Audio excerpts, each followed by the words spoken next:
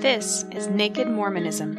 I pledge my life, all that I may have. I will strive to the utmost of my ability to be what you would want me to be. It's time to find the truth. And having set our hand to the plow, we will never look back until this work is finished. Where is the church going? I have faith that the Constitution will be saved as prophesied by Joseph Smith. But it will not be saved in Washington. It will be saved by enlightened members of this church. The explicit tag is there for a reason, so if you get offended at what's said, it's not for you. But most importantly, may you ponder the truths you've heard. May they help you become even better than you were. skepticize everything.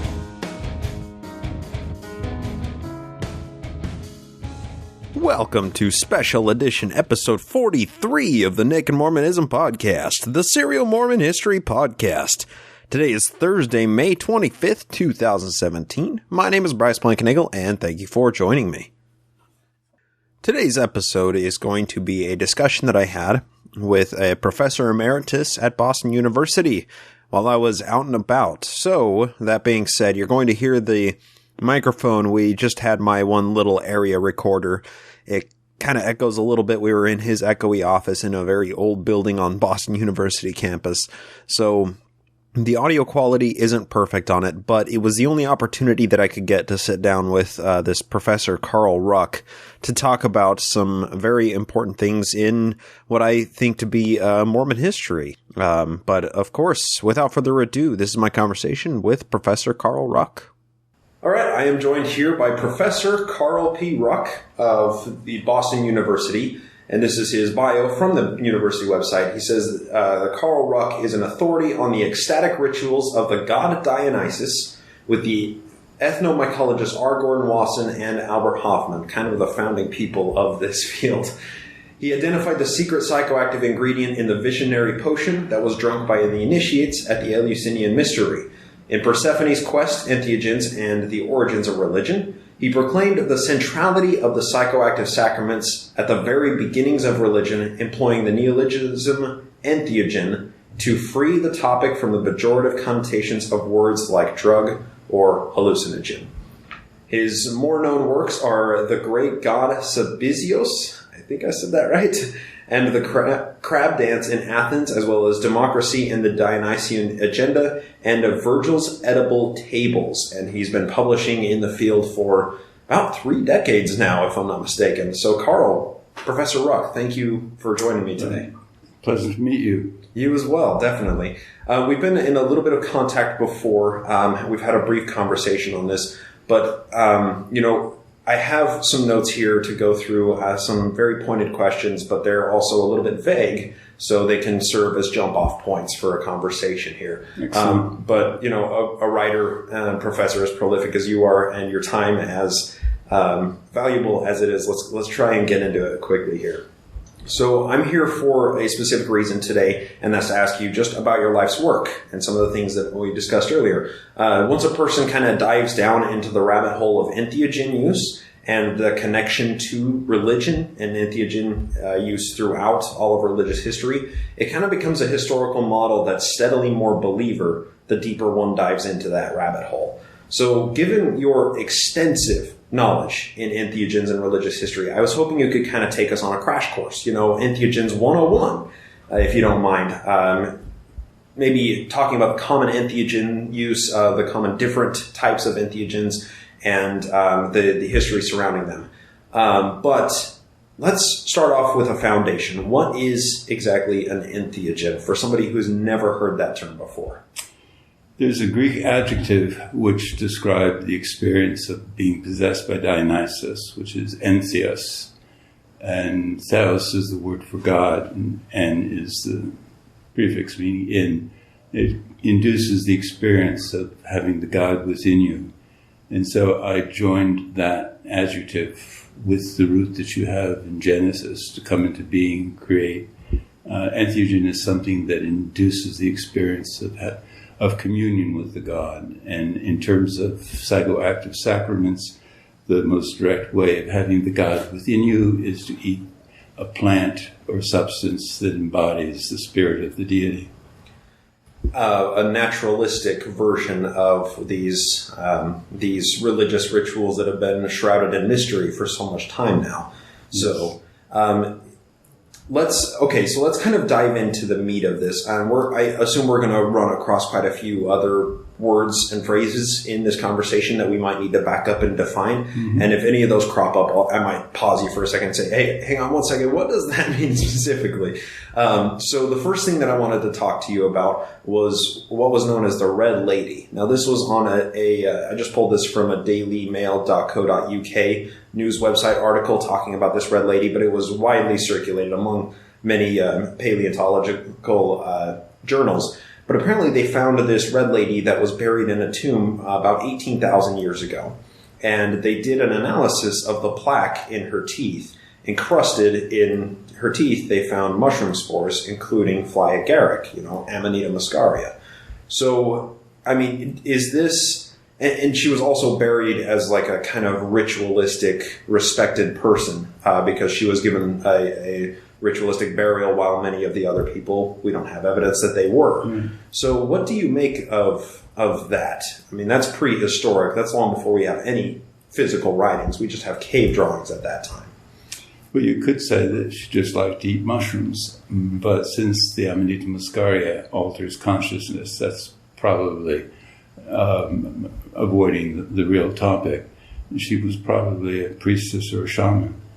And it's amazing that she ate mushrooms so often that they found remains in her teeth. Very, very fascinating. And I think you hit on it. Amanita muscaria is known as one of the quintessential psychoactive toadstool. Apparently it is edible, though, if you know how to remove the toxins. Interesting. She probably didn't remove the toxins. But if you peel the red cap, the skin off the red cap, you have an edible mushroom. We know that Freud liked to hunt mushrooms, and in particular, he liked to find the Amanita muscaria. We don't know whether he peeled the red rind off or not. I doubt that he did. Well, I mean, if you are hunting for mushrooms and you're seeking the psychoactive properties, I can't imagine why somebody would refine it to the point that it doesn't have those psychoactive. We don't know that he was experimenting with substances that would alter consciousness, but it's quite likely that he would want to participate in the visionary experience that he thought his psychotic patients were having. We know that Jung did experiment with psychoactive substances. As scientists, they had to keep this quiet because people will say that you're just eating mushrooms or taking drugs, and so you've lost your respectability as a scientist. I want to get into that kind of to wrap up our discussion, because I think that's a whole separate topic that I want to get into. But I want to keep walking us through the history a little bit, because you're essentially, from what I've gathered through watching your presentations and my brief exposure to your writings, you're kind of the opinion that a lot of people have been eating mushrooms for a long, long time. Or psychoactive substances for... It would appear so, yes. Okay, and so... they've kept it a secret. So we have that, the Red Lady from 18,000 years ago. And we found, direct evidence, scientific evidence of fungal spores on her teeth, encrusted in her plaque. But what I'm always concerned with, and what the reason why I'm kind of meeting with you today, is Joseph Smith. Well, that's a 17,800 year gap. And I know that's kind of where your specialty comes in. Once we have documented evidence and we get into the classics, that's kind of where you've been publishing. So can you fill in the gap from the Red Lady up to Joseph Smith in the 19th century? That's a long period. Yeah.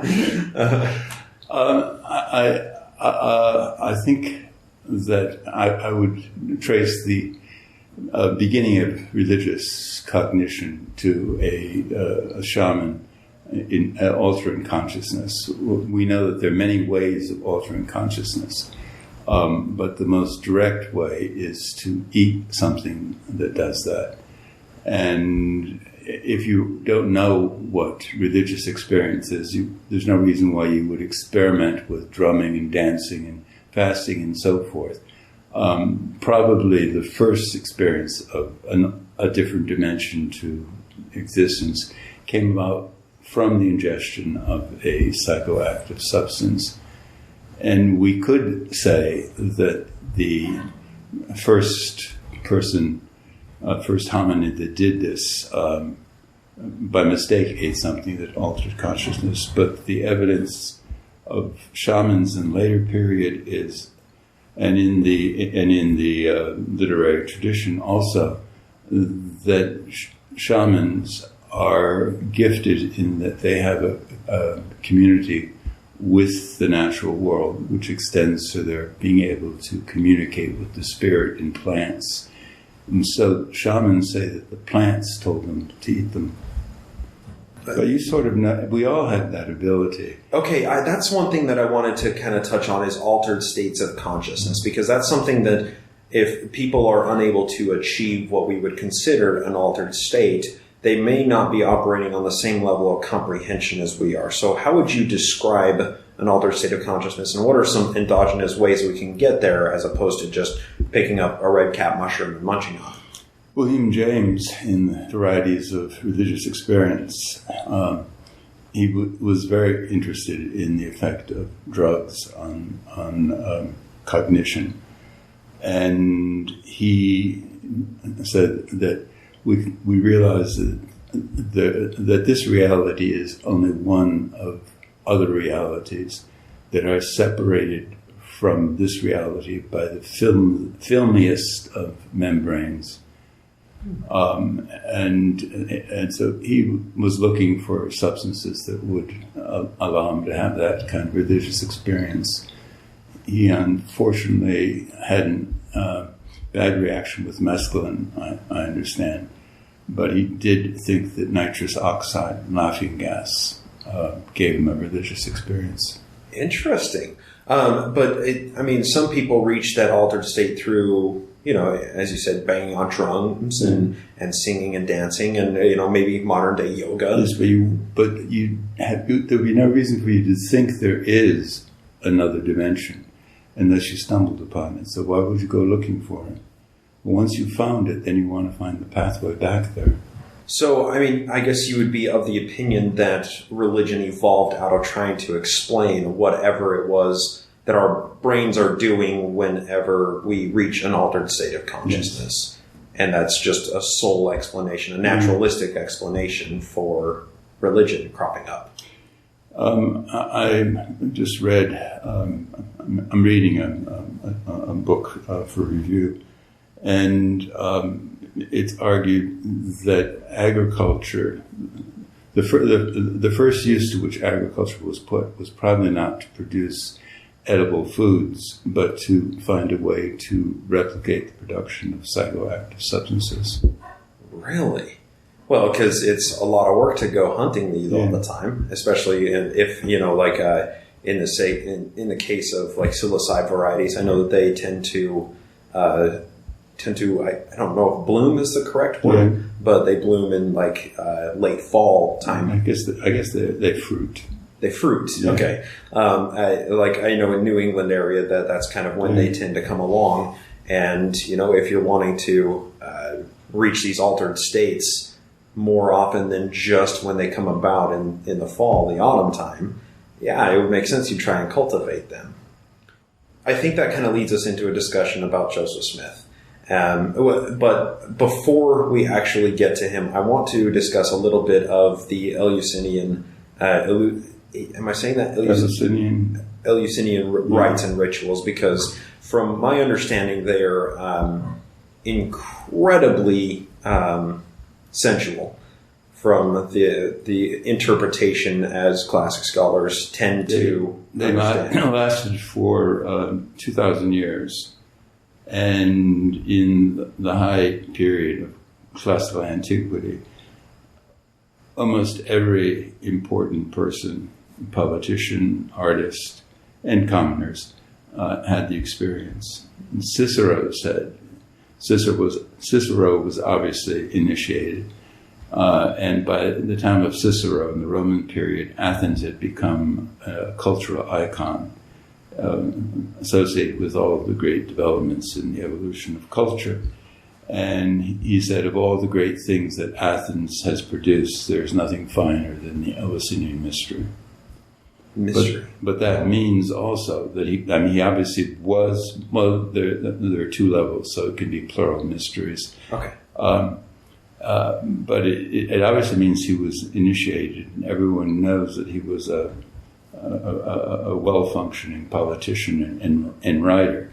And it was a life-changing experience for him.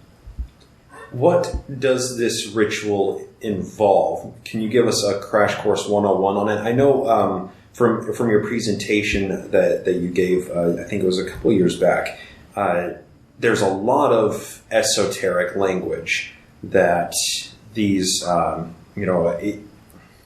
if we grant that they were using entheogens, the esoteric knowledge is deeply couched in some special language there. So how is it that we tease apart that language from what they were actually doing, sexual orgies, and understanding that they were also employing entheogens in that? Since the experience is ineffable, it can only be described by metaphors. And so we have various descriptions, but perhaps the most authentic comes from a play of Euripides, where he says that once you pass the gateway, you see the stars and the moon dance. That sounds like some powerful visual hallucinations. And when you have an experience that is ineffable, you have to fall back on your training to find ways to explain it. And so they would explain it in terms of their mythological indoctrination. And the way you could explain it is that you journeyed as a group from your body out of the initiation hall, and went into the underworld and visited the goddess and her husband, and came back again, resurfacing in the initiation hall at a moment of cosmic importance. She gave birth to her child, so you were born along with the goddess's child. And what benefit was this to you? When you went to the underworld, you were entertained with the ritual of hospitality, which was a sacred duty to offer a stranger, a foreigner, hospitality. So they had given you hospitality, and you could expect that when they visited you, you would have this reciprocal bond. When you died, you would not go among strangers. You would go in a group with whom you had already experienced this bond of hospitality. The underworld was not an unpleasant place. There was a gloomy part where people who were irreparably evil suffered. But for the most part, it was described as beautiful fields, Elysian fields. And you lived a blessed existence there. Because I've heard the term of Elysium as the garden of the gods, essentially. Yes. Yeah. In the hymn, Schiller's hymn to Joy, which is the text for Beethoven's Ninth Symphony, it's Joy is the daughter of Elysium. Interesting. Okay, so let me address the point of interpretation of esoteric language, because understanding these religious rites and rituals, it through the terms of their insatiable use of entheogens. It grants that we have to ascribe certain modern-day definitions to what they were writing 2,000 years ago. I understand that there's a little bit of a language barrier, not only through translations, but through interpretations of words. I mean, even today, you can say one word in America, and it means something completely different in Europe. So how do we, I guess, at what level and how do we grant an understanding of this esoteric language, and why do we buy that the things that people studying in this field claim mean what they actually mean? I'm not quite sure what the question means. So why, when you're saying that this language was used as metaphor for what they are experiencing as a grand trip, I guess, why do we grant that? There is a tremendous prejudice in the study of classical antiquity, which is that for the most part it is influenced by the European tradition, which was a Christian tradition, and so no deities of the pre-Christian world could possibly be valid deities, since the Christian deity is the true deity. So anything that was experienced as religion with a pagan deity is a false deity. But that is a prejudice. There's no reason to assume there is only one deity, and the imposition of Christianity upon Europe is something that many groups in Europe have thrown off, and they're going back to the pre-Christian deities, the pagan deities. Pagan merely means people of the country. And when Europe was Christianized, it was the parts of Europe that the government could control, which was the urban centers. But for the most part, the country people continued with the old religion, or added, as happens over and over again, where you have Christianized cultures. They just add Christianity to the old tradition. And so paganism is the country religion of the pre-Christian Europe. And there's no reason why, unless you assume that you have the true revelation and that the one God is the true God. There's no reason why those deities have to be debased. I think that's really well said. There shouldn't be a monopoly on deity. That's fair. Or theology, for that matter. As we become more and more aware of the many cultures on the globe, it's very hard to assume that if Christianity was the true religion, it hasn't taken over everywhere. That's fair. And the three religions that recognize that same deity, unfortunately, are at war with each other. It occupies a lot of our time and our social constraints for continuing that war, unfortunately. And I'm just as frustrated as any person who studies world religions is about that fact. So one thing I kind of wanted to maneuver a little bit more closer to Joseph Smith's time, 19th century. And one possible connection that Joseph Smith may have had was through the Whitmer family. And the Whitmer family had recently immigrated from Germany. And I understand that there was an Ephrata cult that was established in the New England area. Yes. And that was derived from a German religious cult. I think it's in Pennsylvania. Pennsylvania, okay. So essentially, can you tell us more about the Ephrata? Do you think that they were using specific entheogens? It would appear so. I mean, the initiates spent, I think, 40 days in which they fasted and experienced sensory deprivation, but they were also administered, finally, a potion by the master. And by the end of 40 days, they were conversing with angels. That sounds like Mormonism. I'm glad you said it. Okay, let me back up a little bit here, because there is a marked difference between somebody who is sitting on their couch and eating mushrooms and watching a stupid TV show and somebody who is engaging in a ritualistic practice of imbibing these entheogens in order to reach a higher state of consciousness. And you mentioned sensory deprivation. So I put a line of delineation between those who are recreationally playing with these things and people that are actually chasing what their mind can do on these things. So in drawing that line of delineation between the two, it seems as if,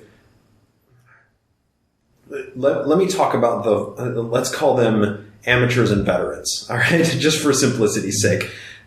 A veteran, a person who is a veteran who has been using these things or experimenting with many different entheogens, and they're trying to attain the best possible episode that they can, what is it that they would do in order to elicit the best possible experience? I know you mentioned sensory deprivation and starvation, but what else might we look towards? Well, the ritual helps define what the experience is going to be, because altered consciousness opens up an infinity of possibilities.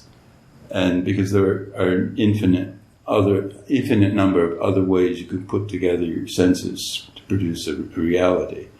But if you have a ritual, you are predetermining what sort of experience it's going to be. So, I mean, the fact that you speak with angels doesn't mean that angels exist unless you are prepared to expect to be speaking with angels. So, in that case, it sounds like it's up to the ritualistic leader, the leader of the religion, in order to essentially program the followers to have a specific type of experience. And here we come to the crux of the matter. If these substances are experienced in a countercultural environment, which is what happens when they become illegal, they undermine society. But when they are part of the experience that is part of codified social behavior, religious behavior, it produces a homogeneity of agreement that this is the religious reality. That's to say, it can be a revolutionary thing and undermines society that says you can't do it because you realize, well, I see other realities. I don't have to agree with yours. On the other hand, but it's just as dangerous the other way, because society can use it in order to ratify its version of reality because of the way you're indoctrinated into expecting the experience. In the case of Mormonism, it was used apparently to validify that version of Christianity.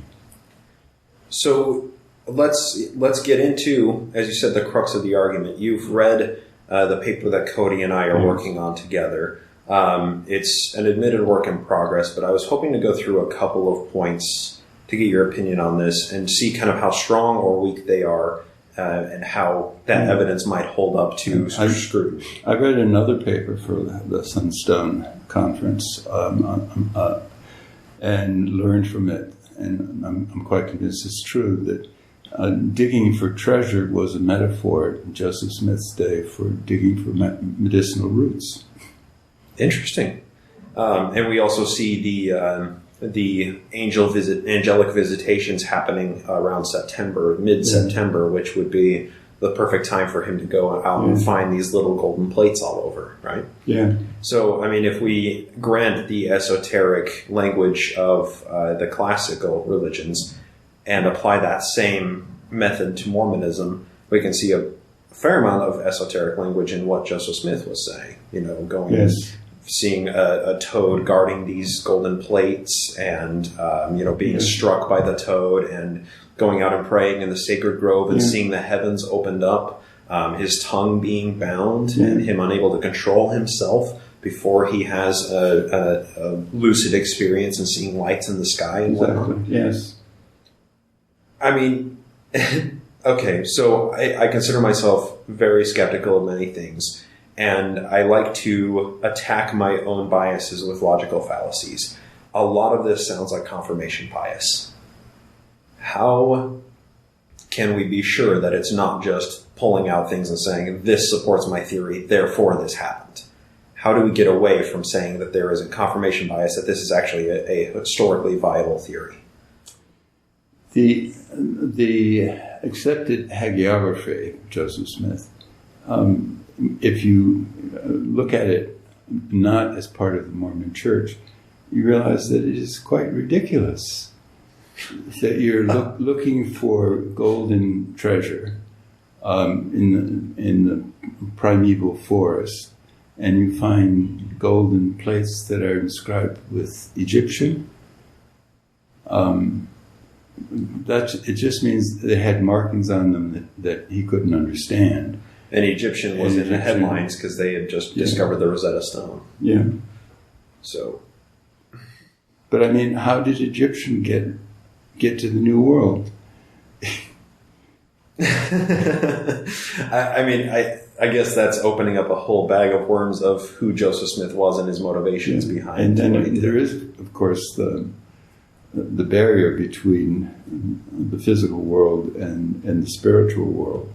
So if these plates existed in the physical world, how did the angel manage to take them into the spiritual world? I mean, they've disappeared. If they're physical plates, how does it transfer between? Right. They may have been imaginary and spiritual in the first place, and hence it's understandable the angel could take them. But if they ever did exist, how did they get into the spiritual world by the angel? I enjoy... there's somebody in Mormon history named Martin Harris, and I don't know how familiar you are with kind of the founding fathers, but he was the guy that funded the publication of the Book of Mormon. Very eccentric man. At one point, he said that he spent some time walking through the woods with Jesus in the form of a deer next to him, and that he said that he never saw the gold plates with anything but his spiritual eyes, the way that you view a city through a mountain. Yeah. I mean, he uses a lot of, it seems like metaphor type language as well. But the testimony of the three witnesses, it's stated at the beginning of the Book of Mormon, and it just says from Oliver Cowdery, David Whitmer, and Martin Harris. There's that third guy, Martin Harris, that funded the Book of Mormon, that they went out into the woods and they prayed, and eventually the angel appeared to them, showed them the plates, so on and so forth. They hefted the plates, they saw the inscriptions thereon, so on and so forth. But if you read the actual history of the church version of it, it's a lot more complicated than that. Joseph Smith, Oliver Cowdery, and David Whitmer were together praying along with Martin Harris as I see an outsider of the group. And they're praying, they're supplicating, and trying to get into an altered state. And at one point, Oliver Cowdery and David Whitmer say, I see the plates, I see the angel, I see these things. But Martin Harris never does. So he thinks that he's doing something wrong, that he's not getting the same experience and not seeing these visions, these hallucinations. So he leaves the group, and then Joseph goes after him and says, well, if we pray a little bit harder, maybe you'll see it. And eventually they do see it. But there's so many variables couched into that one story of them going out into the woods, them seeing an angel, them seeing the plates, them seeing all of these things. And it all is interpreted as seeing it through their second sight. But you see, that they would be trained to expect that is a possible experience because they were Christianized. And everyone knows that Moses spoke to Yahweh in a burning bush. And they also know that he received the Ten Commandments engraved on stone. They, like the golden plates, disappeared. There were a replica of them that was kept in the ark, but it wasn't the original one because they didn't disappear. Moses destroyed them. But no one wonders, where did the stones come from that were engraved? Did Moses take them up to the mountain and bring them back engraved by the hand of God? Highly implausible, isn't it? Yeah, incredibly implausible. But also I know that the taxonomy of mushrooms is highly debated until, I guess it was applied fungi to what they are. So could it be interpreted that these stones are little little mushrooms, little caps that they're eating? Mushrooms are often referred to as stones, yes. Yes. And the Amanita muscaria with its scabby white spots on the golden surface could easily be seen as a special kind of writing, cuneiform or hieroglyphics.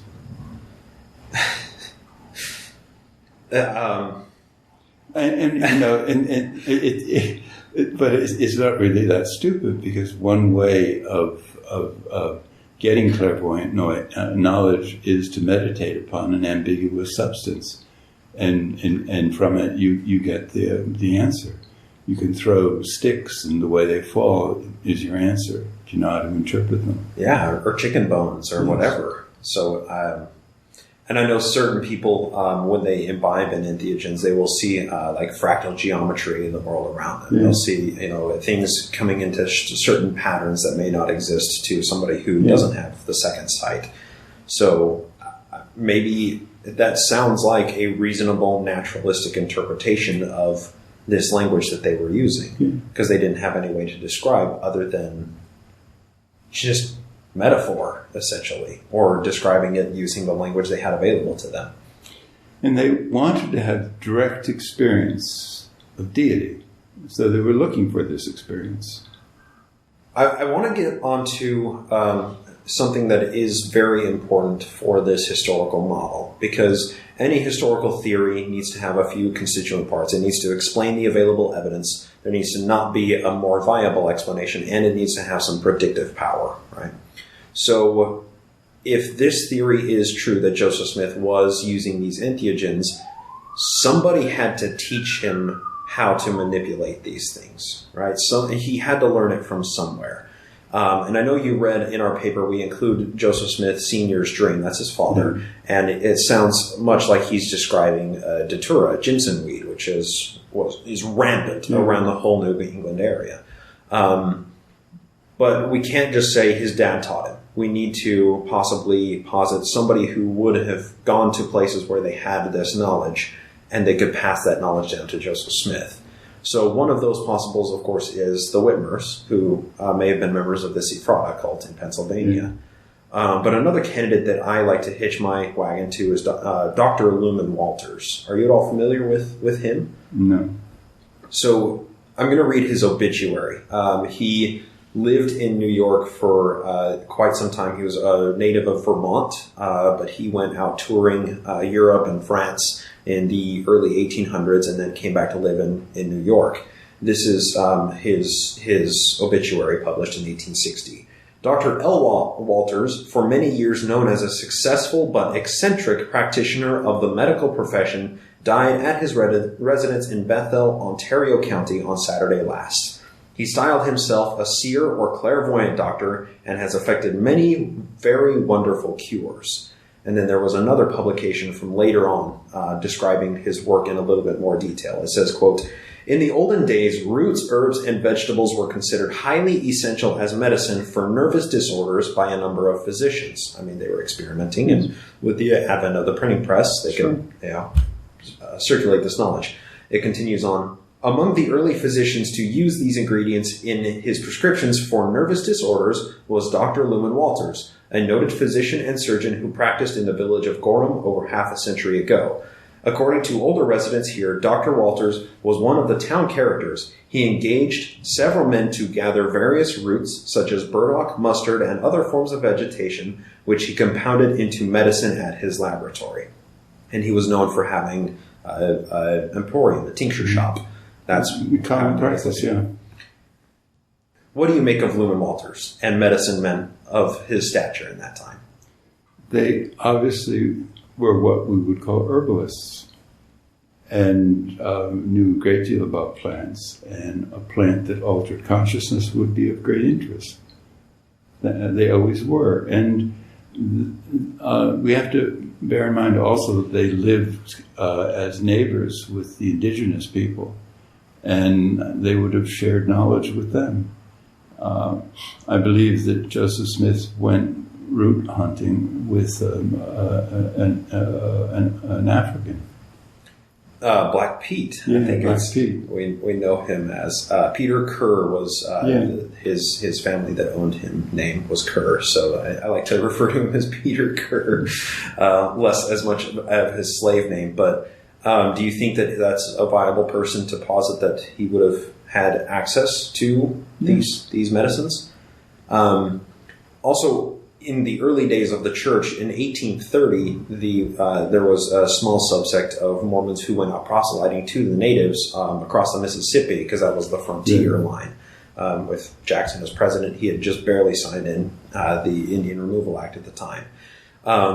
Do you think that they, I mean, as Christian emissaries trying to preach, we have your history, do you think that that would have been a common topic of conversation? Hey, what plants do you guys use? Sure. I mean, and you have to remember that gifted people, and Joseph Smith may have been gifted, they communicate with the spirits of plants and stones and animals. And so in addition to just learning about plants from others, he would perhaps have been able to respond to a special plant. That's what the indigenous Americans tell us, that there's an Ojibwe scholar, an Anishinaabe, and she has written a book called "Our Knowledge is Not Primitive." Wendy Genius is her name, and she says that we foreigners come and want to learn their culture. And so the musicologist comes and takes down what their songs are, and the ethnographer comes and takes down what the poems are, and the botanist goes and takes down what they know about plants and medicines, and that we put them into separate volumes, and we don't understand that it's the plant that tells them what song to sing and how to use it. And I always wonder if Joseph Smith would have attended like peyote rituals or some of these rituals. I know peyote didn't necessarily make its way up into the New England area and well, I guess frontier America until like the 1870s, 80s. So he wouldn't have had, what we would consider documented evidence of that exposure. But I mean, it's not limited to peyote because hallucinogenic. The indigenous people of the more northern region were into mushrooms and knew about Amanita muscaria. Interesting. I guess you kind of use whatever is around. They're widely, abundantly available. Yeah.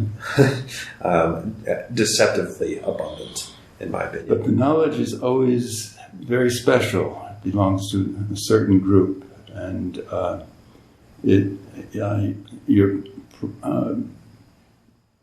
you're not supposed to share it with outsiders. We could speak about the sacrament of cannabosum in Genesis. Cannabosum is quite clearly identified as being the Hebrew assimilation of cannabis, which is a Scythian term. I've never seen cannabis in the Bible, though. Was it a mistranslation? Well, it's translated as fragrant cane. Okay. But the Hebrew is cannabosum. And of course, Hebrew has only the consonants, and so you don't know quite how to vocalize it, but it can be vocalized as cannabosum. And in Genesis, you have the recipe for making the holy anointing oil, which has huge amounts of cannabosum, and all of the holy items in the tabernacle are to be anointed with it, and the priest is to anoint himself with it, and anointed with this cannabis oil, it would be absorbed through the skin. But then it also says, and anyone who is not a priest, if he does this, has to be excluded from the tribe. You can't use it unless you're a priest. I also know Joseph Smith was experimenting with anointing oil. At one point in the School of the Prophets, that had a brief stint before the Kirtland dedication ceremony. Muscaria can be absorbed dermally too. Oh, really? And dermal absorption bypasses gastric disturbances. Wow. So there are provable medicinal benefits. It's more than just wanting to get high, right? Yeah.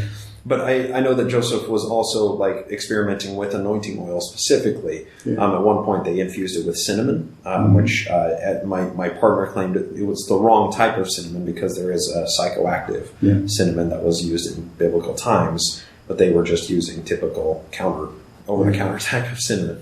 But also there may have been other things. It doesn't tell us exactly what the oil is. It just said that they consecrated it. And I don't know exactly how to tease out the metaphor and the language in that. But it seems like they had these all-night sessions where they were sitting in a room and prophesying, revealing the heavens were open to them. I mean, that all sounds... Sure. I mean, it's a sanctified procedure to be anointed, and so there's no reason why they wouldn't have done it. And they would clean themselves according to Mosaic law. They would have to come bathed and washed and everything. So, I mean, it's not like they were doing this just to reach or just to enjoy imbibing the entheogens. Absolutely. They were chasing the religious ritual. Yes. Okay, I want to get into the implications of what that means, but I think that needs to be kind of the final point we get into. I'm interested in the smoking gun. That's what we're looking for. That's hard to find. Yeah, that's the problem. And I have posited that if we can find Lumen Walter's old recipe book or an old pouch that he used to carry his medicines in, we could do chemical analyses on that. That would be our smoking gun. Mm-hmm. Would you agree with that, or is there somewhere else we should be looking? Yes, that would be great. But don't expect to find it. Right? Yeah. Okay. You're familiar a little bit with the Joseph's magnum opus, I call it. That's a Kirtland Temple dedication ceremony. Yeah. 3-day long ceremony where they had thousands of people coming in. A bunch of people saw angels and whatnot. And there was a whole tradition at the time to do this. It comes from Germany, Theosophism. Okay. And Madame Blavatsky, Theosophist in the New England area. It was something people did. It was respectable. I mean, there's no doubting that they did imbibe a lot of wine. No, and William James was doing it. I guess it's just a disconnection. Highly respectable person. Yeah, I mean, it's a disconnection because it's seen as such an underground fringe type of thing now. But if everybody was doing it, it doesn't seem like it's that important to say, yes, we did infuse the wine with this thing. It was just like we consecrated it, and that's what we do with all of the wine or with all of the oil, whatever. So I guess the thing is, people would tend to say, well, if they had religious experience because of altered consciousness, that proves that the religion isn't real. In the contrary, it proves that it is real, but maybe not the way they interpreted the experience, but that the religious experience was real. Let's get into that, because I think that is kind of the point that this hinges on and why this is a controversial theory. Because people say this is a naturalistic explanation. Once you have people imbibing in datura in mushrooms, you don't necessarily need God to fit into that equation. But that's not necessarily what people who study entheogens would claim. I mean, you're reaching an altered state of consciousness, and you're doing that through whatever method, through ritualistic practices, through imbibing in entheogens and so on and so forth. They don't have to exist mutually exclusive from each other. No. So you've been writing in this field for a long time, and you've suffered the wrath of a lot of people, claiming that this is completely absurd. Yeah. David Hillman is a great example of this. I mean, he was blacklisted because he published a chapter in his book saying that, there's recreational use of entheogens. Yeah. How have you been able to survive as still a respectable historian and mycologist in this field? Part of it is enduring for a long period, and times are changing. I mean, people are more open to this discussion than they used to be. It unfortunately dropped upon American society at the time of the Vietnamese War, and so became involved with political protest and seemed to be a danger to the security of our political system. But as I said, in a situation where it is culturally sanctioned, and it's just as dangerous this way, it convinces people that the culturally sanctioned reality is the correct one. But maybe exploring whatever else society has to offer, maybe it might be worthwhile, even if they claim something as controversial as saying that Joseph Smith was drugging his followers. Because that's a hard claim to swallow, especially for people who understand that Mormonism is the one true church, and that God had his hand in everything, and that God caused these people to see angels, and angels actually physically visited there. But if you're claiming that all of these people were just really high, that seems to throw a wrench in believers' historical model. How do you get around that? How do you sell this huge topic and not cause people to throw up a barrier? It's a problem, isn't it? I think the problem has to do with what you think the ultimate reality is. Whether you think there is a deity, or whether you think there's a numinous dimension to existence, and that there may not be any necessity to personify a deity, or that the deity need to be a single entity rather than a corporate entity. It's possible that the deity might be the composite of all of our spiritual essences. We might all be deities. If Mormonism has its way, we all are. And we all get our own planets. That being said, I guess it comes down to,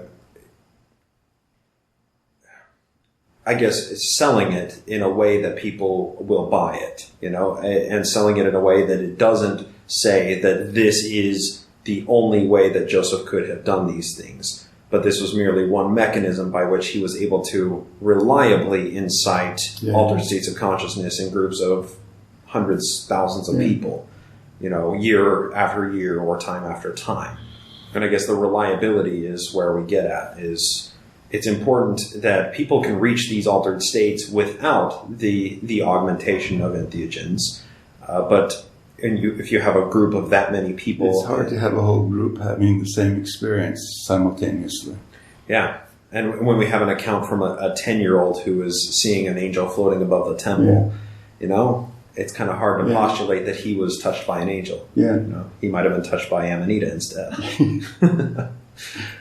The final question would be, what can the younger generation do as this becomes more of a topic of discussion and scientific analysis? What can we do to bring this more into the light, into the field of legitimate historical and scientific study?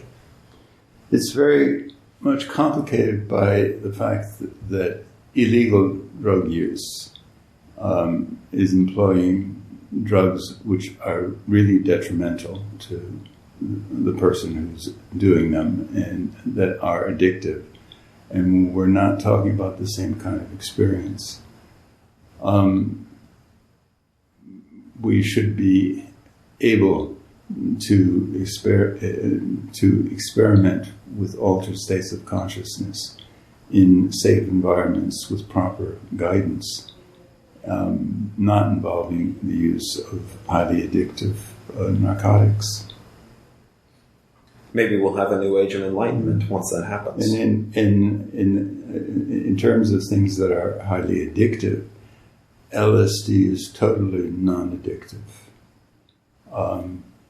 And for most people, experimenting with something, Amanita muscaria, is not pleasant enough so that you want to be addicted to it, and it's not addictive anyway. And taking too much will elicit a very bad experience. Yeah. So, I mean, it kind of mitigates its own usage in that regard. whereas many other much more refined type of plant medicines, such as opium and whatnot, they have much more addictive properties. Many people are experimenting with indigenous shamanism, where they're led through the experience with the shaman, with a sacrament that is traditional for that culture. But many people think that they're only thinking they're having the religious experience, because can you have a religious experience with ayahuasca without belonging to the culture? Yeah. Or are you just a narco-tourist? Or I guess, narco-tourism has a bit to do with it as well. But I don't think it's absolutely necessary to engage in the necessary rituals of ye olde in order to get this, if this is the mechanism by which these altered states are attained. But we alluded to it earlier, it's important for set and setting in order to have a good experience. And that's what these rituals have been. One shamanic leader who has done this for a while and knows what to expect, knows when somebody has taken too much and how to remedy that. It's a guided meditation ceremony, and it happens to involve entheogens in order to elicit altered states in a much more reliable fashion. And even with dangerous substances, it's now being considered in Massachusetts that people are doing dangerous drugs and killing themselves, and that perhaps we should have a place where they could take their drug, which is supervised by a nurse or a doctor, so if something goes wrong, they can be saved. Not that you're sanctioning that they do it, but if they're going to do it, maybe we should find a way that they do it so they don't kill themselves. That's a wonderful idea. Until we find a way to end the addiction. Yeah, absolutely. And I know that there are certain plant and root remedies that do have a certain resetting effect on addictive personality and specific addictions. So maybe this is not something that should be held on the fringes of society, but maybe something we should study. We should really look into and free up the usage of, instead of imprisoning people. One of the most dangerous substances is alcohol. People die from alcoholism, and it's addictive for some people. And we discovered that prohibiting it doesn't work. And how many great leaders do we read about, especially through the classic era, that says they died of consumption? Yeah. Because that's just, it's a terrible shame. Yeah. It should be something that should be understood instead of legislated, in my opinion. Yeah. But I share your optimism, and I think hopefully that society may be moving a little bit on this. And maybe if we postulate that a lot of historical, religious leaders were using it, maybe that will help bring it into the light. We have to understand our history, otherwise we're condemned to repeat it. Well said from a great historian. Professor Ruck, thank you so much for joining me and for talking so openly on this. This has been a great conversation. Thank you. All right, that was my conversation with Carl Ruck. So I want to discuss a little bit in kind of the abstract of this conversation, because the interview may have felt a little bit hurried, and it felt like I was kind of holding his hand, walking him through questions a little bit. The reason I did that is because Carl appeared on, or is about to appear on, another podcast called the Silly Rabbits Podcast. For those longtime listeners that know Cody Nakoni, back during Christmas time, I had him on for a couple episodes to talk about entheogen use, this kind of same thing in Mormon history. Well, Cody did an interview with Carl as well, and he allowed Carl to just kind of meander and go through, just kind of talk about his knowledge and his expertise.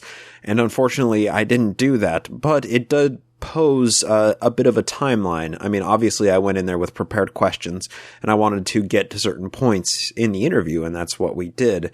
So I kind of rushed the interview in certain ways. I directed it. I asked leading questions very intentionally. I think I said that at the beginning, that they're some of them are vague, others are a little concise, but I had some points that I wanted to get to, and I only had the hour with him, so I had to get through them quickly. So that's why it was more of a pointed discussion than it was like a typical open-ended interview. The way that I may conduct one of these types of these types of conversations. That being said, I want to dive kind of into a bit of a bit deeper of what Carl does and what he's done his research on, and why I wanted to approach him, why I met with him specifically to talk about this.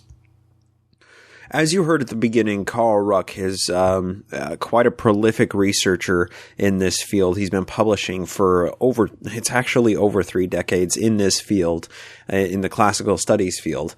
And he's, quite a well-read and well-respected scholar. He's obviously, you heard, quite intelligent. Now, to kind of get you introduced to who Carl Ruck is at a deeper level, he's written a few books on this exact topic, not necessarily in Mormonism, but in the entheogen connection to religiosity. One of his books, this is kind of his tome that he wrote with John Allegro. It's called The Sacred Mushroom and the Cross, a study of the nature and origins of Christianity within the fertility cults of the ancient Near East. It almost sounds like a 19th century book title, but essentially that's what it is, a sacred mushroom and the cross, putting forward a fair amount of his research that claims that Christianity did essentially come from some of these mushroom cults. And there is, I will say, I have not read any of Carl Ruck's books yet. I've read a couple of articles that he's written, and I've watched a few of his presentations as well. There's quite a few presentations and just pseudo-documentary type of videos on YouTube.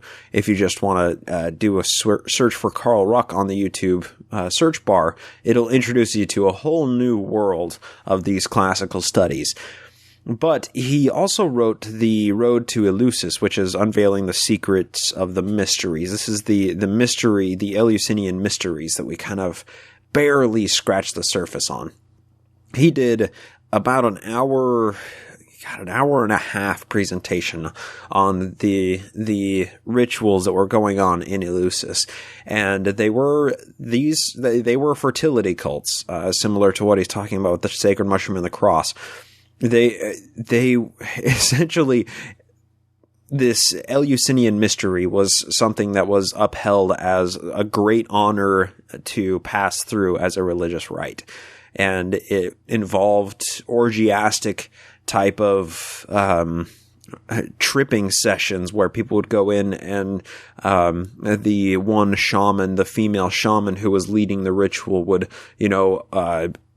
open herself to reception, and that the men would like knock on the door with their penises, and like it's a very, very erotic and kind of what we might see today in our Protestant reality is like really underground shit, stuff that is really, really dark back alley stuff that you don't really talk about. But that's essentially what was going on with this Eleusis cult. And, ritual, I don't know if you can call it a cult or not, but it's, maybe that's a perfect word for it. But anyway, the point that Carl Ruck makes is that essentially many of the religious rituals that we have now kind of evolved from the same place that the Eleusinian mystery evolved from, whatever human nature that is that we imbibe in sacraments, and we take part in these ritualisms and chanting and gathering together in, sweat lodges and stuff. He's written quite extensively on the subject. I would recommend looking into his work. The Sacred Mushroom, The Secrets of Eleusis, that was one of the books that he wrote that was just him instead of with the other people. But the other people he's worked with are very... here's Gordon Wasson, Albert Hoffman, John Allegro, these people that he's working with, they're people who are at the forefront of their field in studying hallucinogens and entheogens, both throughout history and in the current medicinal impact of these things. So it's really incredible to see, this guy is a bit of a holdover from earlier times, from the 60s and 70s, when entheogens were actually being used and being explored in the public light in America. He's kind of a holdover from that generation, where he's been publishing and doing research in this field ever since it's been kind of forced underground. So that just kind of introduces you a little bit more to who Carl Ruck is and why it was necessary to talk to this guy, because he is kind of at the forefront of scholarship in this field. And this is kind of a burgeoning early on field. There's not a whole lot of people that are working as scholars within the specifically entheogen field. And interestingly enough, he's working in the Boston University School of Theology. That's where his office was. That's where I met with him. Quite fascinating.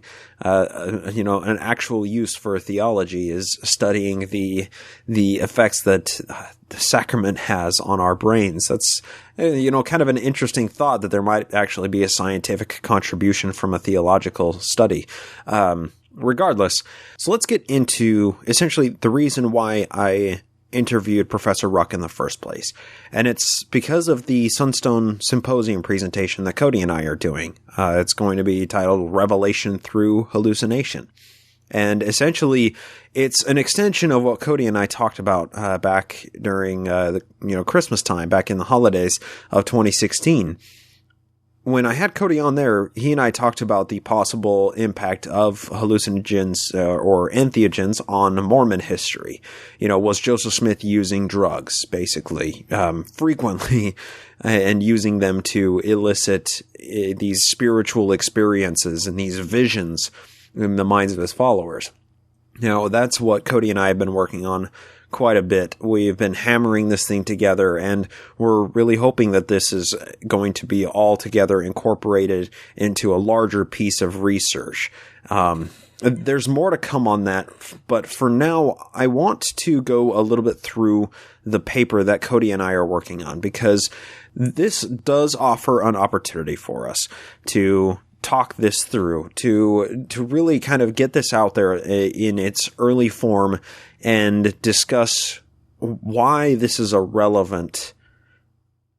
why in general is it relevant that Joseph Smith was using drugs. If I were to answer that question, if I were to force myself to answer that question, I don't know if I could answer it. Why is it relevant that Joseph Smith was drugging his followers? Well, for the Joseph Smith that I know, he's obviously a con man. He's more creative than most, and that's how he got further than most con men. But he's a con man, so it seems perfectly in line with a conning type of idea or mindset. If you're trying to tell somebody, hey, you're gonna see God tomorrow at church, and then you give them a drug that causes them to see crazy visions inside of their skull, then that really influences and adds to the charisma that was Joseph Smith, right? So if he was using these chemicals, these plant medicines, in order to incite these visual stimulations, these religious experiences, it may seem to take away from the impact that he had on these people's belief in God. Or it may help to explain it, maybe. Maybe that's the point of this, is offering a naturalistic explanation. Because the reason this whole thing came about, the reason why I became interested in this in the first place, was when I was reading up the history of the Kirtland Temple dedication ceremony and what was going on in the School of the Prophets prior to that. There's some really incredible evidences of people that were just doing really weird shit, and there's no answer for it. And there are multiple accounts of people seeing, pantheons of angels and these visions of God incarnate, walking around with Joseph Smith, manifestations of angels or ministering of angels, I guess they would call it. These are really powerful visual things. And if we seek to understand them, it's really hard to say, well, they were having a group hallucination. Wait, all 23 or whatever times that they had a visionary experience in Kirtland, every single time they were having group hallucinations? Well, okay, there has to be some kind of mechanism to incite those hallucinations through a reliable mechanism, right? If you're getting a bunch of guys are getting together in a room with a fire burning and some seer stones, like, what else are they doing, right? They're not just sitting up there studying their scriptures. They're doing something in order to be able to see these angels. Now we have a supernatural explanation. Well, Joseph Smith was a prophet. He communed with angels. Therefore, the angels manifested themselves in front of the people in the school of the prophets. That's a supernatural explanation. Well, historians don't have access to the supernatural. They can only posit natural explanations for any given event. If we can say, hey, Joseph Smith was using drugs, and that is a way we can naturally explain the visions these people saw, bingo. That's our naturalistic model. That's our theory, our historical theory that actually has some naturalistic application to it. Previous explanations of what they saw have often been relegated to these mass hallucinations or like a Pentecostal type revival thing, especially with the Kirtland Temple dedication ceremony where people are like running all around and doing flips, and a bunch of people were seeing angels and people were throwing up from so much alcohol consumption, and it was kind of a mess, but it's just seen as something just like any other kind of Pentecostal revival where people are just out of their mind and running up and down the pews and doing flips and dancing and doing things that they otherwise wouldn't because they're in that altered state of mind. Well, that altered state of mind is an interesting thing, and that's the mechanism by which all of this happens. So when you do anything this way, like a ritualistic type of thing, you're trying to alter your consciousness in a certain way. Now, there are different variabilities of what altered consciousness is. It's a massive group of spectra that are not easily explained or articulated. Something as simple as just, engaging in a hobby to try and get your mind off of the, your something that's going on at work or something to that effect, right? That can be interpreted as engaging in altered state of consciousness because you're altering what you're doing. You're doing kind of a ritualistic thing that you're used to, that you're comfortable with, in order to alter your state of mind, in order to disconnect yourself from the things in life that are stressing you out. Of course, that's a very broad interpretation of what altered consciousness is. But the more narrow definition would be something like intaking something or exerting yourself to a certain extent in order to elicit these altered states. Now, an altered state can be somebody who has been practicing yoga, or who is meditating, who is, chanting, or who is exercising and they get runner's high, or, chemical use. This is where we hang our hat. This is what explains so much. And the most reliable way to get into altered states is through use of chemicals. And luckily there are, endless number of chemicals that can elicit altered states of consciousness in different ways. Different psychoactive plant medicines cause different altered states of mind. It's really incredible. That's why, different highs from different plant medicines feel different. That's why a high from marijuana feels different than a high from LSD or something. They're different chemicals. They put us into different altered states of consciousness. You know what? Instead of trying to elucidate what I'm trying to say here, I'm just going to read the abstract off of the paper Cody and I are working on. Now, we're going to be handing these papers out at the Sunstone Symposium. And, it's going to be probably quite a bit different than it is right now. It's still in pretty rough form, but I want to share some excerpts that will be included in the final draft. that are in our current paper. And this is where our abstract sits right now. This will probably be changed a little bit, but this is why it's important. Abstract, quote, "In order to understand Mormon history in context, it is necessary to understand the fertile religious soil in which it took root. 19th century American religious leaders often championed personal revelation or theophany. It's imperative to incorporate abundant first-hand accounts and circumstantial evidence of Joseph Smith's frequent use of entheogens into existing historical models. These entheogens provide a naturalistic explanation for angelic and deific visions experienced by Smith and many of his followers, where previous naturalistic explanations rely heavily on conjectural group psychology and mass hallucinations." So essentially, everything that I've been rambling about for the past maybe 3 or 4 minutes, all explained right there in the abstract. If Joseph was using these things, it explains from a naturalistic perspective how they were able to have these visions.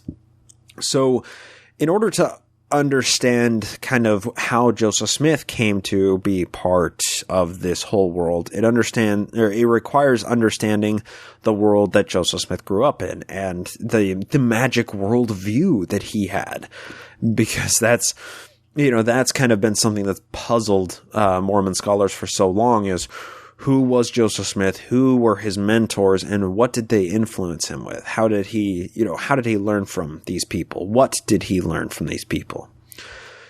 Well, that is where somebody named Lumen Walters comes in. And that's where I want to talk about Lumen Walters a little bit, because he's a fascinating guy, to say the least. It requires understanding that Joseph Smith had a mentor named Lumen Walters in the 1820s, when he was living in New York, in Manchester and Palmyra area. Here is a quote from D. Michael Quinn, Early Mormonism and the Magical Worldview. This is a quote that we have in our paper talking about Lumen Walters. And I think Quinn really contextualizes who Lumen Walters was. And this is a quote from page 131 of his book. Quote, "He was also a distant cousin of Joseph's future wife, Emma Hale. As Quinn notes, Brigham Young described the unnamed New York magician as having traveled extensively through Europe to obtain profound learning, and others identified Walters as a physician who studied mesmerism in Europe before meeting Joseph Smith. Walter family records and legend called him clairvoyant. If these statements are generally accurate, Walter had considerable knowledge of Hermetic traditions. During this period in Europe, and to a lesser degree in America, a physician with interests in mesmer, magic, clairvoyance, and profound learning moved in a milieu nurtured by the legacies of Hermeticism. By definition, such a physician stood in a tradition dominated by the medical and esoteric writings of Paracelsus, steeped in alchemy and associated closely with Rosicrucian philosophy." And at some point in there, that quote actually changed to from D. Michael Quinn to Joseph Smith and the Kabbalah, the Occult Connection, that was published by Lance Owens in 1994. So that's another article that really explains a lot of these earlier connections to Joseph Smith and occult magic. And why the hell is that important? And why did I just say all of these words that don't mean anything to anybody who has never heard these before? So let's take a step back. What is mesmerism? Okay, it's this. It's also labeled animal magnetism. It came from this guy Franz Mesmer, who died in, I think it was like 1815 in Germany.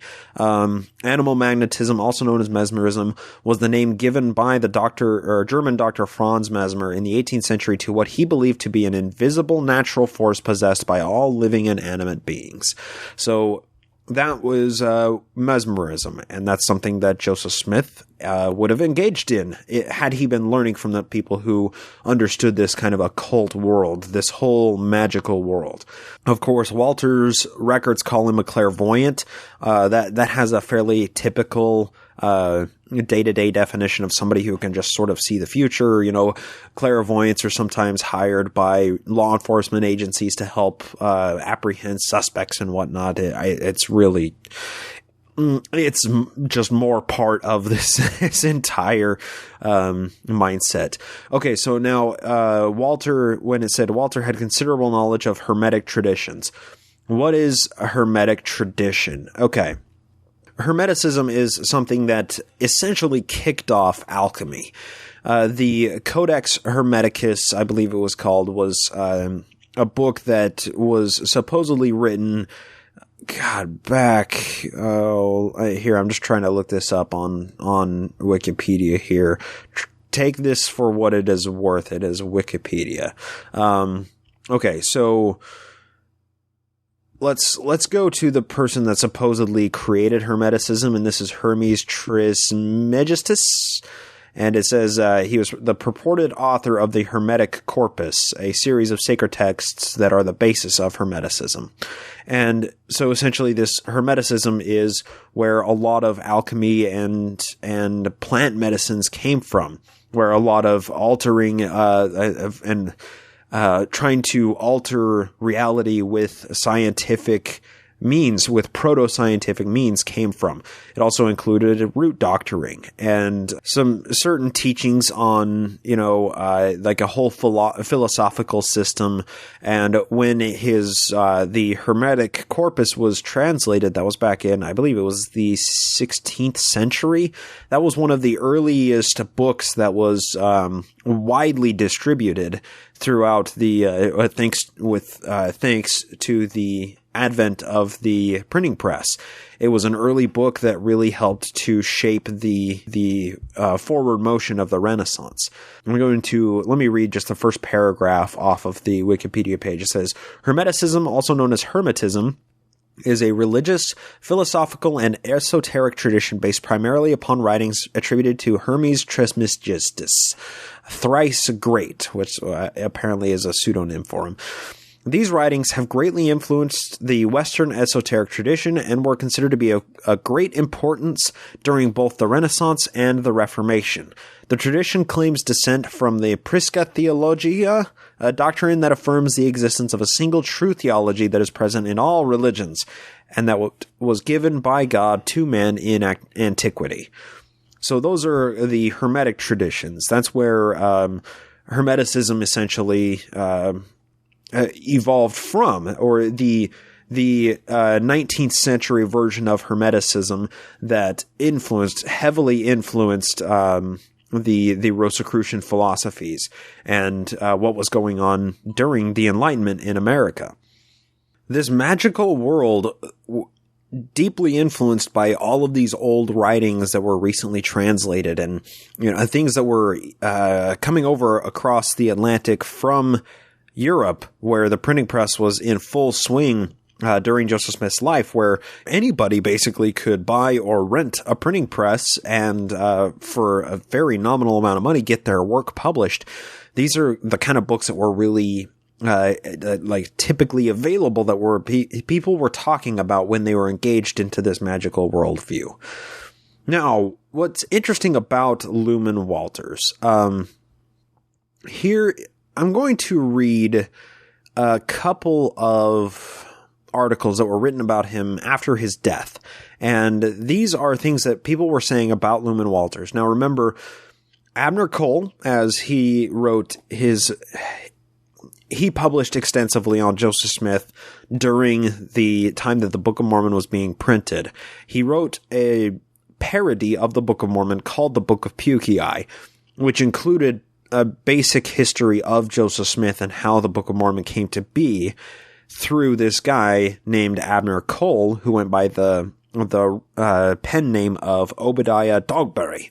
A fascinating situation, a fascinating story. Look into the backlog and search for Joe the Ignoramus in the Book of Puki. That's the episode where I talk about Abner Cole. But I read some of the excerpts from that, and it tells us it tells us that Joseph Smith was mentored by a magic man from the East who was Luman Walters. These are some quotes about Luman Walters for essentially that were published when he died, or very early, or right prior, barely a year prior to when he died. One of them is his obituary. It says, quote, We have often heard it remarked that the fools are not all dead yet. We are convinced of the fact by a letter which has been placed in our hands, of which the following is a verbatim copy. Dr. Walters, to whom it is addressed, has some reputation as a physician skilled in the curative properties of roots and herbs and brandy, but that he brings to his aid a conjuration stone, as believed in by this Vermont doctor, surpassed the credulity of Dr. Walters' neighbors. And that was from the Geneva Gazette, about a year before he passed away. So this guy, Lumen Walters, was a seer. He had a conjuration stone, a seer stone, basically. He taught Joseph Smith some of the art of mesmerism and juggling, as it was called, and conjuration and seeing. And then here is an obituary written June 13th, 1860 in the Auburn Weekly Union. Quote, Dr. L. Walters, for many years known as a successful but eccentric practitioner of the medical profession, died at his residence at Bethel, Ontario County on Saturday last. He styled himself a seer or clairvoyant doctor and has effected very many wonderful cures. End quote. So Lumen Walters was a medicine man. And he owned his own tincture shop, as was briefly discussed with Carl Ruck in the interview. So if there is a single person who was able to pass their knowledge of affecting and manipulating entheogens to Joseph Smith, Dr. Lumen Walters was it. He is the guy who we can hang our hat on and say, if somebody taught Joe how to make wine that will make people see angels, this guy was it. The paper goes on, after we talk about Lumen Walters, it dives into much deeper details of what was going on in the timeline of Joseph Smith, kind of a little bit early on prior to the Book of Mormon, but Cody and our research has shown that when Joseph Smith began the church, it's not like any of this entheogen use, this hallucinogen use, was hampered or reduced by any extent. In fact, we're really of the opinion that it ramped up. Once Joseph got out to Kirtland, Ohio, he really started getting deep into using hallucinogens with his followers. And some very interesting scenarios happened. There may even be evidence to suggest that Joseph was offering sacramental wine that was laced to a number of different small congregations of people that were members of the church. Small, very, very small churches. I'm going to read a passage real quick from Parley P. Pratt's autobiography. We call him P Cubed on this show. He's a guy that was with the church from the beginning, essentially. He was one of the first people from Ohio to convert to the church. He was a member of Sidney Rigdon's congregation. He was one of Rigdon's, assistants, basically. And then when Parley Pratt converted, that helped to convince Rigdon that he should convert to Mormonism as well. That's how the story goes of Parley P. Pratt. But this is a quote from his autobiography talking about Kirtland once Joseph got out there. Quote, as I went forth among the different branches, some very strange spiritual operations were manifested, which were disgusting rather than edifying. Some persons would seem to swoon away and make unseemly gestures and be drawn or disfigured in their countenances. Others would fall into ecstasies and be drawn into contortions, cramps, fits, etc. Others would seem to have visions and revelations which were not edifying and which were not congenial to the doctrine and spirit of the gospel. In short, a false and lying spirit seemed to be creeping into the church. Feeling our weakness and inexperience, and lest we should err in judgment concerning these spiritual phenomena, myself, John Murdoch, and several other elders went to Joseph Smith and asked him to inquire of the Lord concerning these spirits or manifestations. After we had joined in prayer in his translating room, he dictated in our presence the following revelation. And then that turned into Doctrine and Covenants, section 50. But the point is, Joseph was meeting with a bunch of people in these small, like, dark rooms. It began at the Isaac Morley farm. It evolved to go to the upper floor of the Johnson home, and then it became the upper floor of the Newell K. Whitney home, and then Joseph Smith's own home, and then the Kirtland Temple, the upper floor of the Kirtland Temple, where the School of the Prophets was, or School of the Elders. I get them mixed up. Anyway, so here's a quote talking, this is actually really interesting. This is from Richard Bushman's Rough Stone Rolling, talking about meeting on the Isaac Morley farm. Quote, they met in a log schoolhouse near Isaac Morley's farm, hoping for a spiritual endowment. Levi Hancock, who had earlier been startled by visionaries, was baffled by what happened that day. Joseph promised Lyman White he would see Christ that day. All right, right here you have Joseph Smith promising Lyman White, you're gonna see the face of God today. And then it goes on to say, White soon turned stiff and white, exclaiming that he indeed viewed the Savior. According to Hancock, Joseph himself said, I now see God and Jesus Christ is at his right hand. Then Richard Bushman goes on, this is in Rough Stone Rolling. Richard Bushman is known to be, kind of the guy on the forefront of Mormon historianship that's dragging the church more towards the middle instead of being so revisionist. This is what he goes on to talk about with the Isaac Morley farm. Then the meeting unraveled. Joseph ordained Harvey Whitlock to the high priesthood, the most important business of the meeting, and Whitlock reacted badly. He turned as black as Lyman was white. Hancock reported, his fingers were set like claws. He went around the room and showed his hands and tried to speak. His eyes were the shape of O's. I think that means his pupils were dilated. Astonished at the turn of events, Hiram exclaimed, Joseph, this is not of God. Joseph, unwilling to cut the phenomenon short, told Hiram to wait, but Hiram insisted, I will not believe unless you inquire of God, and he owns it. Hancock said, Joseph bowed his head and in a short time got up and commanded Satan to leave Harvey, laying his hands upon his head at the same time. Then Hancock said Lyman Copley, who weighed over 200 pounds, somersaulted in the air and fell on his back over a bench. White cast Satan out of Copley, and Copley was calmed. And one final sentence here. This was not the spiritual endowment the elders had expected, and the outburst may have contributed to the trouble and unbelief among the disciples. End quote. Okay, Joseph told somebody, you're going to see God. And then he gives them the endowment. He gives them a spiritual endowment.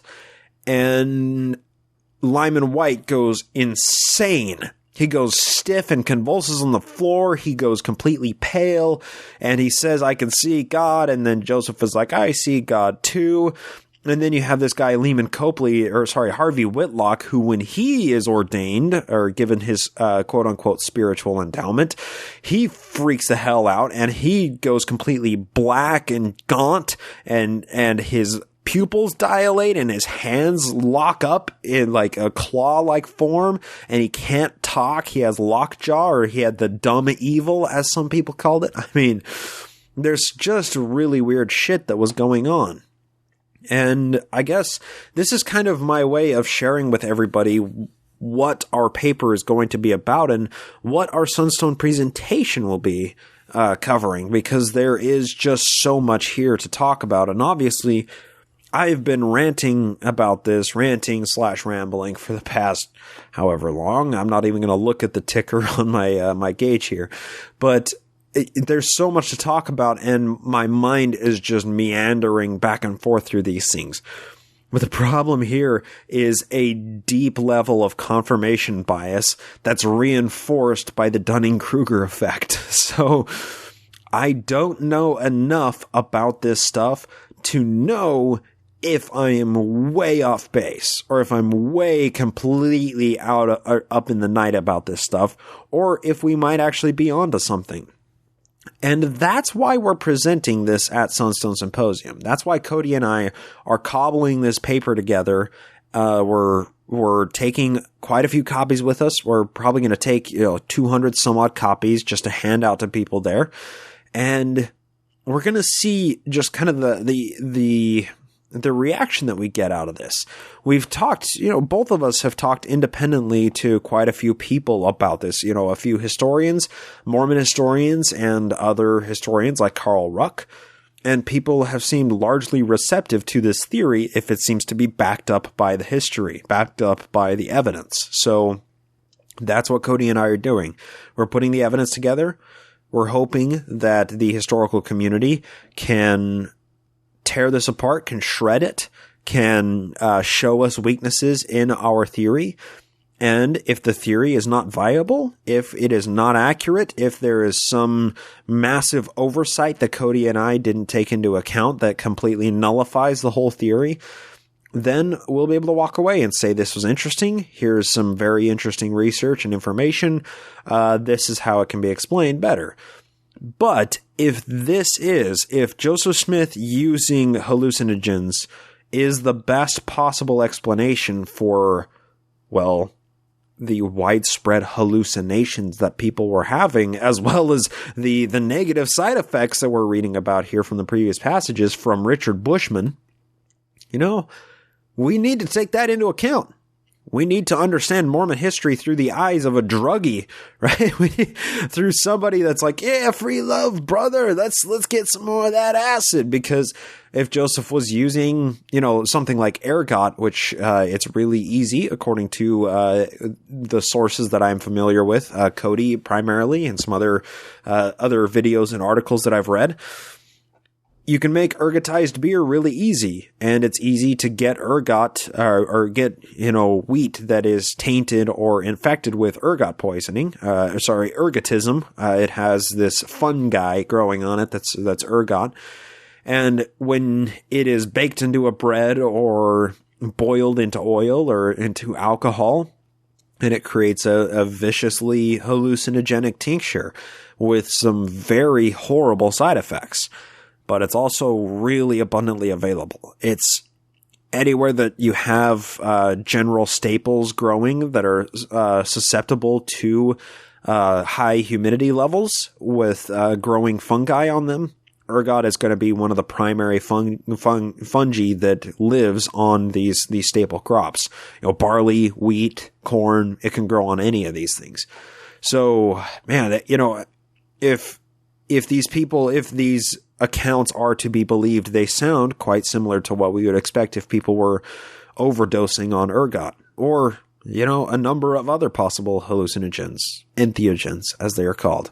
Entheogen is just a nicer phrase, a non-abrasive phrase to incorporate all hallucinogens and plant medicines that include these feelings of like connection to theology or to a deity or something. It's a broad term, and it's a term that Carl Ruck coined along with a couple of other people.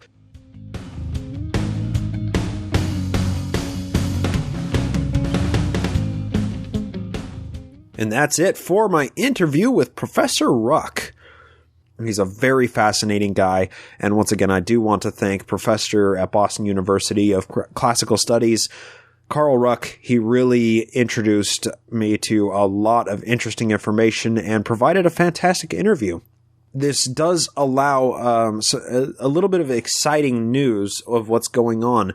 The stuff that we were talking about, Joseph Smith using hallucinogens. Some of you may know this, others maybe not. Cody Nakoni and I are going to be presenting at Sunstone Symposium in July in Salt Lake City about this very thing. We're creating a presentation called Revelation Through Hallucination, and it's Joseph Smith's entheogen use throughout early Mormon history.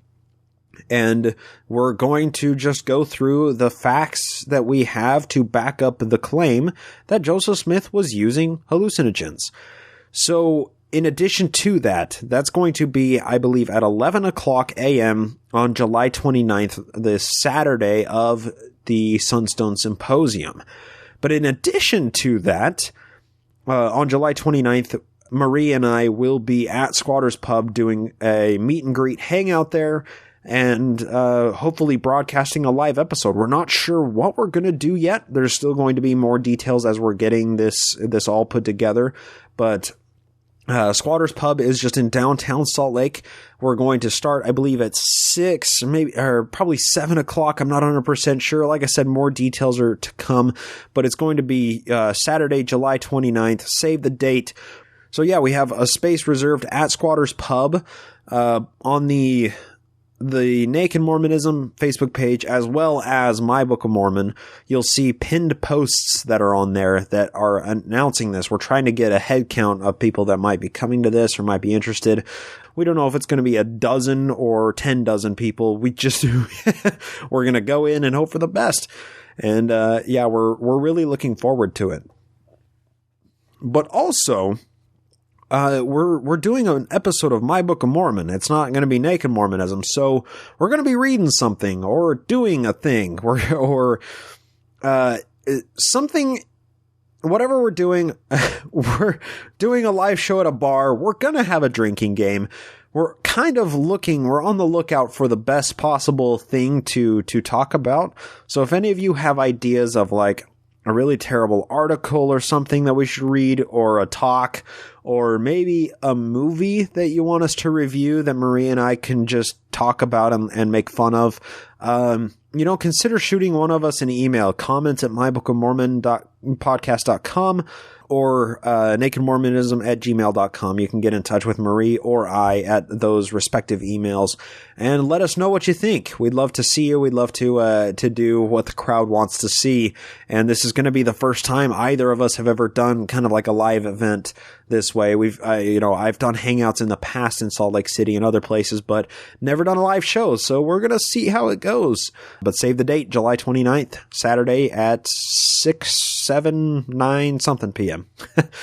So with that, I think we will get on to thanking our patrons. Of course, it is a special edition episode. Therefore, we will thank the most amazing namos out there, our Hall of Fame patrons. We have Preston, Jay, Lynn, Chris and Christy, Tyler, Judy, Frank, Clara, Randy, Mindy, Matthew, Karen, Colette, Greg, James, Dario, Eric, Bonnie, Cam, Derek again, Mark, Larry, Scott, Philip, Soliner, Stuart, Lizzie in the lab, Corrine, David, Howard, Brandon, David, Doug, Doonan, Joseph, Zimu X Zeno, George, Bevan, Aaron, Nick, Don, Lissay, Lee, Darren again, Marie, Jim, Zena, and Michelle. Thank you so much to all of you Hall of Famer patrons who keep this show running, keep this a full-time endeavor. Your support at patreon.com/nakedmormonism is what funds the research of this and perpetuates the show into perpetuity. So thank you so much for doing that. And I suppose that is everything. I do want to get to thanking a few people, but before I do, just a heads up, the Silly Rabbits podcast, that's my research partner for this whole endeavor that we're looking into, Cody Nakoni.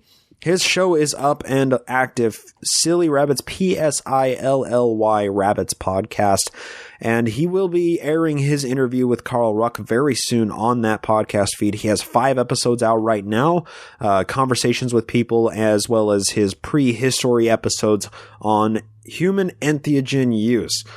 Cody is really doing a good job. His podcast is showing a lot of promise. So be sure to check the show notes or just search bar Silly Rabbits podcast in your favorite podcasting app of choice. Give his show a listen and give it a review if you like what he's doing. But of course, with that, that marks the end of the show, and we need to call it a night.